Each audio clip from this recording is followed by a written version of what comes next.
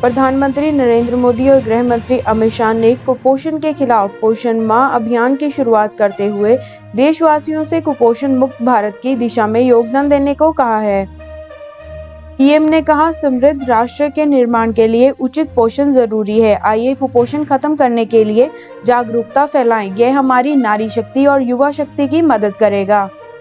अक्षय कुमार द्वारा video game फौजी की घोषणा करने वाली भारतीय गेम निर्माता कंपनी एनकोर गेम्स के संस्थापक विशाल गोंदवाल ने इस बात से इनकार किया है कि गेम का कॉन्सेप्ट अभिनेता सुशांत सिंह राजपूत ने दिया था। फौजी का पोस्टर चुराया गया होने के आरोप पर गोंदवाल ने कहा है कि उन्होंने तस्वीर इस्तेमाल करने का लाइसेंस खरीदा था। कांग्रेस प्रवक्ता रणदीप सुरजेवाला ने कहा है कि बिहार की जनता बाढ़ से पीड़ित है। उनके मवेशी बह गए, मकान गिर गए, लोग रोजी रोटी के लिए धक्के खा रहे हैं, लेकिन नीतीश बाबू और बीजेपी के पास कोई जवाब नहीं है। उन्होंने कहा, ध्यान भटकाने के लिए इनके पास सिर्फ सुशांत सिंह राजपूत और रिया चक्रवर्ती से जुड़ा एजेंडा है। कंगना रनौत ने सोमवार को ट्वीट कर बताया, ये मणिकर्णिका फिल्म का ऑफिस है जिसे मैंने 15 साल मेहनत करके कमाया है। जिंदगी में एक ही सपना था, जब भी फिल्म निर्माता बनूं मेरा अपना खुद का ऑफिस हो। उन्होंने लिखा, मगर लगता है ये सपना टूटने का वक्त आ गया है। महाराष्ट्र के पूर्व मुख्यमंत्री ने कहा है कि केंद्र ने एक्ट्रेस कंगना रनौत को सुरक्षा देकर ठीक किया। उन्होंने कहा, अगर आपको किसी के विचार सही नहीं लगते तो उनके खिलाफ कानूनी कार्रवाई करो। सितंबर 2018 में अंतिम बार टेस्ट मैच खेलने वाले भारतीय बल्लेबाज शिखर धवन ने कहा है कि उन्होंने क्रिकेट के सबसे लंबे प्रारूप में वापसी की उम्मीद नहीं छोड़ी है। उन्होंने कहा, मैं टेस्ट टीम का हिस्सा नहीं हूं, लेकिन इसका मतलब यह नहीं है कि मैंने उम्मीद छोड़ दी है। मुझे प्रदर्शन करते रहने की जरूरत है, चीजें जगह पर आ जाएंगी। कांग्रेस प्रवक्ता रणदीप सुरजेवाला ने कहा है कि अभिनेत्री कंगना रनौत खुले तौर पर बीजेपी के राजनीतिक एजेंडे को आगे बढ़ा रही है, लेकिन हम उनके लिए प्रवक्ता सुरक्षा सुनिश्चित करेंगे। उन्होंने आगे कहा, हम उनके आलोचना के अधिकार के लिए खड़े हैं, लेकिन कोई भी इंसान उनके द्वारा मुंबई की तुलना पीओके से करने वाली बात को स्वीकार नहीं कर सकता। रिपोर्ट्स के मुताबिक एसबीआई ने बैंक की लागत कम करने और मानव संसाधन का अधिक इस्तेमाल करने के लिए स्वैच्छिक स्वनेतृत्व योजना तैयार की है, जिसके लिए तकरीबन 30,190 कर्मचारी योग्य हैं। अमेरिका के उपराष्ट्रपति पद की डेमोक्रेटिक उम्मीदवार कमला हैरिस ने भारत में जन्मी अपनी मां को लेकर कहा है कि मुझे लगता है मेरी मां को मेरे नाम पर बहुत गर्व है और वे कहती हैं, जाओ ट्रंप को हरा दो। उन्होंने कहा, आज अगर वे लोगों के दुख विज्ञान का खंडन होते हुए देखती हैं तो उन्हें बहुत बुरा लगता है। एक्टर कॉमेडियन बलराज ने गायिका दीप्ति तुली से शादी कर ली है। शादी 7 अगस्त को 20-25 लोगों के बीच जालंधर पंजाब में हुई थी, लेकिन बलराज ने रविवार को तस्वीर शेयर कर इसे सार्वजनिक किया है।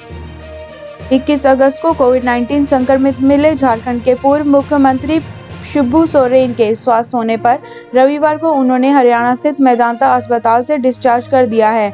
खबर है कि रांची लौटने से पहले राज्यसभा सांसद सोरेन कुछ दिन दिल्ली में रहेंगे। कांग्रेस प्रवक्ता रणदीप सुरजेवाला ने कहा है कि देश कोरोना की गर्त में जा रहा है और मोदी जी मोर को दाना चुगा रहे हैं। उन्होंने कहा, 24 मार्च को मोदी जी ने कहा था, महाभारत का युद्ध 18 दिन चला था, कोरोना से युद्ध जीतने में 21 दिन लगेंगे, लेकिन 166 दिन बाद भी देश में कोरोना महाभारत छिड़ी है और लोग मर रहे हैं। बिहार के पूर्व उप मुख्यमंत्री व आरजेडी नेता तेजस्वी यादव ने कहा है कि बिहार में हर 5 घंटे में रेप की एक घटना जबकि 5 घंटे में एक हत्या होती है। उन्होंने कहा, बिहार सरकार लोगों को डर के माहौल में रखना चाहती है। एनसीआरबी के आंकड़ों के अनुसार बिहार में अपराध की दर 40% हो गई है। बीजेपी सांसद सुब्रमण्यम स्वामी ने कहा है कि बीजेपी का आईटी सेल खतरनाक हो चुका है और इसके कुछ सदस्य फेक आईडी के अन पर व्यक्तिगत हमले पर कर रहे हैं। स्वामी ने कहा, मैं नजरअंदाज कर रहा हूं, लेकिन बीजेपी को उन्हें बर्खास्त करना चाहिए। राष्ट्रीय शिक्षा नीति को राज्यपालों के सम्मेलन में प्रधानमंत्री नरेंद्र मोदी ने कहा कि शिक्षा नीति में सरकार का हस्तक्षेप कम से कम होना चाहिए, क्योंकि हम सभी के लिए। उन्होंने कहा, जैसे विदेश नीति, रक्षा नीति सरकार की नहीं देश की नीति होती है, वैसे ही यह शिक्षा नीति है। सम्मेलन में सभी राज्यों के शिक्षा मंत्री उपस्थित थे। उत्तर प्रदेश विधानसभा चुनाव की तैयारियों को लेकर कांग्रेस ने 7 अलग-अलग समितियों की घोषणा की है, लेकिन इनमें यूपी कांग्रेस के पूर्व अध्यक्ष राज बब्बर और पूर्व केंद्रीय राज्य मंत्री जितिन प्रसाद का नाम नहीं है।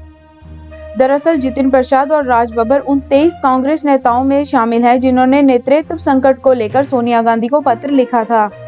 आरबीआई के पूर्व गवर्नर रघुराम राजन ने कहा है कि भारत की जीडीपी में 23.9% की गिरावट सभी के लिए चेतावनी होनी चाहिए। उन्होंने लिखा, भारत में अब भी महामारी फैल रही है, इसलिए वायरस पर काबू पाने तक अधिक संपर्क वाले सेवाओं जैसे रेस्टोरेंट और इसके संबंधित रोजगार पर विवेकाधीन खर्च कम रहेगा। एक्ट्रेस रिया चक्रवर्ती ने सुशांत सिंह राजपूत की बहन प्रियंका के खिलाफ एक शिकायत दर्ज कराई है। रिया का आरोप है कि प्रियंका ने सुशांत को एक फर्जी मेडिकल प्रिस्क्रिप्शन भेजा था।